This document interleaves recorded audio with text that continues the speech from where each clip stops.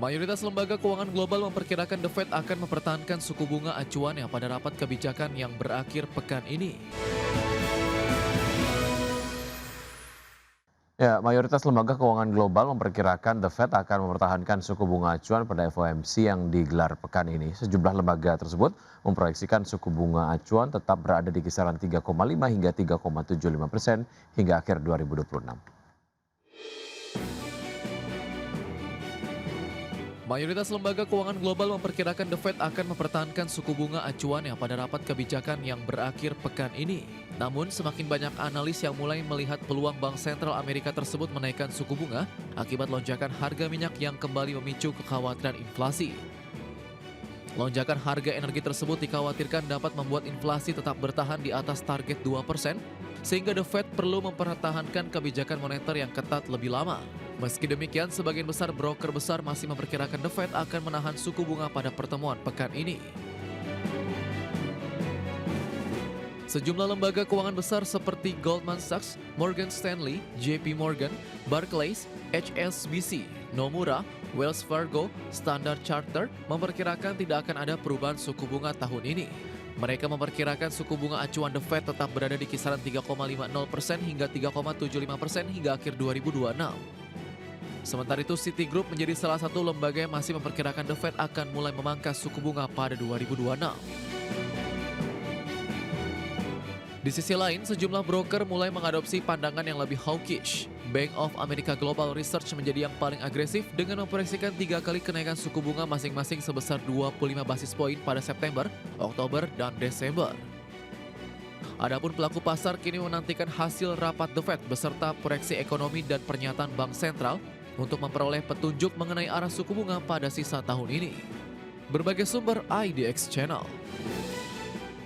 PT Era Jaya Swasembada Tbk membukukan kinerja keuangan yang solid dengan meraih laba bersih sebesar Rp784,02 miliar pada semester 1 tahun 2026. Ya, lonjakan laba bersih sebesar 37,96% disokong oleh tingginya pertumbuhan penjualan gawai serta produk gaya hidup.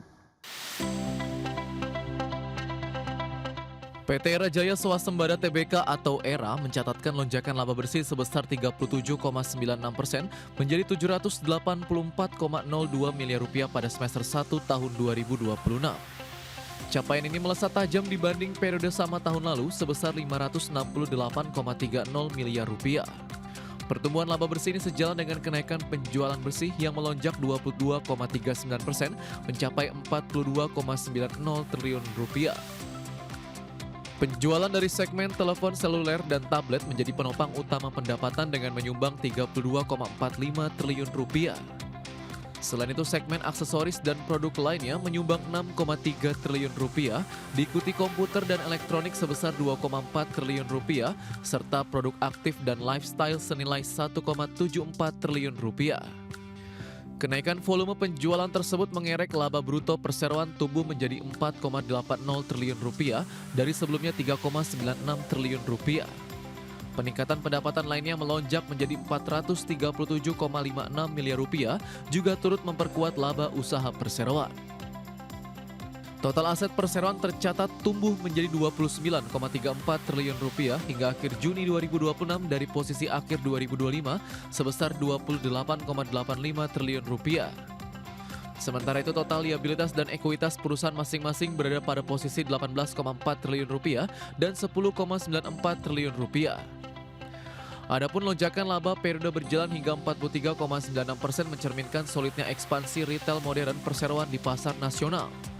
Manajemen optimistis penguatan portofolio produk dapat menjaga konsistensi kinerja keuangan hingga akhir tahun 2026 mendatang. Berbagai sumber IDX Channel.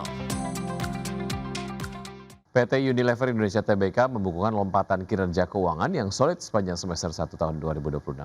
Lonjakan laba bersih hingga 37,7% ini didukung pertumbuhan volume penjualan serta pundi keuntungan dari aksi divestasi aset. PT Unilever Indonesia Tbk mencatatkan lonjakan laba bersih sebesar 37,7% menjadi Rp2,97 triliun pada semester 1 tahun 2026. Perolehan tersebut melesat dibanding periode sama tahun lalu sebesar Rp2,16 triliun. Penjualan bersih emiten berkode UNVR ini naik 7,05% mencapai 16,9 triliun rupiah dengan penopang utama segmen perawatan tubuh serta kebutuhan rumah tangga. Aksi penjualan aset dari operasi yang dihentikan menjadi pendorong utama lonjakan laba perseroan. Unilever Indonesia membukukan laba penjualan operasi yang dihentikan mencapai 870,27 miliar rupiah. Pos pendapatan non-recurring ini mendorong total laba operasi yang dihentikan meroket menjadi 887,86 miliar rupiah.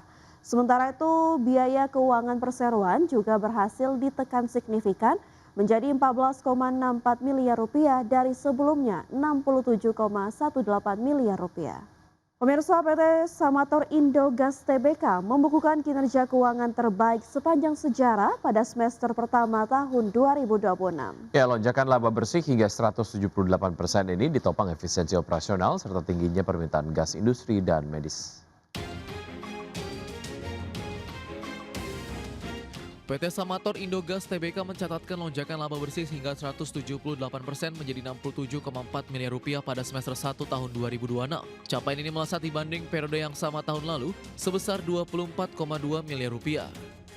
Laba bersih yang diatribusikan kepada entitas induk juga meroket hampir 3 kali lipat mencapai 65,2 miliar rupiah. Di sisi lain, pendapatan perseroan tercatat tumbuh 8,9% menjadi 1,54 triliun rupiah berkat tingginya permintaan sektor kesehatan dan manufaktur. Pencapaian EBITDA perseroan tercatat sebagai tertinggi sepanjang sejarah untuk periode semester pertama. EBITDA yang dilaporkan melesat 10% secara tahunan mencapai 452,5 miliar rupiah dengan margin meningkat menjadi 29,3%. Laba kotor perseroan juga naik 12,8% menjadi 725,6 miliar rupiah seiring efisiensi harga pokok penjualan. Direktur Utama Rahmat Harsono menyatakan peningkatan kinerja ini didorong oleh optimalisasi utilisasi pabrik serta efisiensi konsumsi listrik. Manajemen menegaskan perbaikan fundamental operasional menjadi kunci utama lonjakan profitabilitas perseroan. Pengendalian beban operasional yang ketat serta penurunan biaya pembiayaan bersih turut memperkuat kinerja keuangan emiten berkode AGII. Adapun memasuki semester kedua, perseroan bahkan mempertahankan eksekusi bisnis yang disiplin serta otomatisasi teknologi. Langkah strategis ini diharapkan mampu menjaga momentum pertumbuhan yang menguntungkan bagi seluruh pemegang saham. Berbagai sumber IDX Channel. Ya, bisa kita beralih ke informasi berikutnya, di mana Presiden Prabowo Subianto meminta Badan Pengelola Investasi Danantara dilibatkan dalam Komite Stabilitas Sistem Keuangan atau KSSK. Keterlibatan Danantara dalam KSSK diharapkan dapat memperkuat koordinasi kebijakan dengan mempertimbangkan kondisi perekonomian dan dunia usaha secara lebih menyeluruh. Presiden Prabowo Subianto meminta Badan Pengelola Investasi Danantara dilibatkan dalam Komite Stabilitas Sistem Keuangan atau KSSK. Pelibatan Danantara tersebut diarahkan untuk memperluas perspektif dalam setiap pengambilan keputusan KSSK. CEO Danantara Rosan Roslani mengatakan keterlibatan Danantara dalam KSSK diharapkan dapat memperkuat koordinasi kebijakan dengan mempertimbangkan kondisi perekonomian dan dunia usaha secara lebih menyeluruh. Arahan tersebut akan membuat koordinasi KSSK menjadi lebih luas dengan melibatkan Danantara sebagai bagian dari ekosistem kebijakan ekonomi nasional. Rosan mengatakan berdasarkan arahan Presiden, Danantara nantinya akan dilibatkan dalam pertemuan KSSK. Mempunyai dampak juga langsung ke perekonomian dan usaha, misalnya dari segi fiskal dan moneter aja, jadi lebih ke whole ekosistemnya. Jadi arahannya adalah KSSK plus dana. Sebagai informasi, KSSK merupakan forum koordinasi yang melibatkan otoritas terkait untuk menjaga stabilitas sistem keuangan nasional. Dengan adanya arahan baru tersebut, Danantara akan turut dilibatkan dalam pembahasan dan pengambilan keputusan yang berkaitan dengan stabilitas dan perekonomian nasional. Dari Jakarta, Tim Liputan IDX Channel.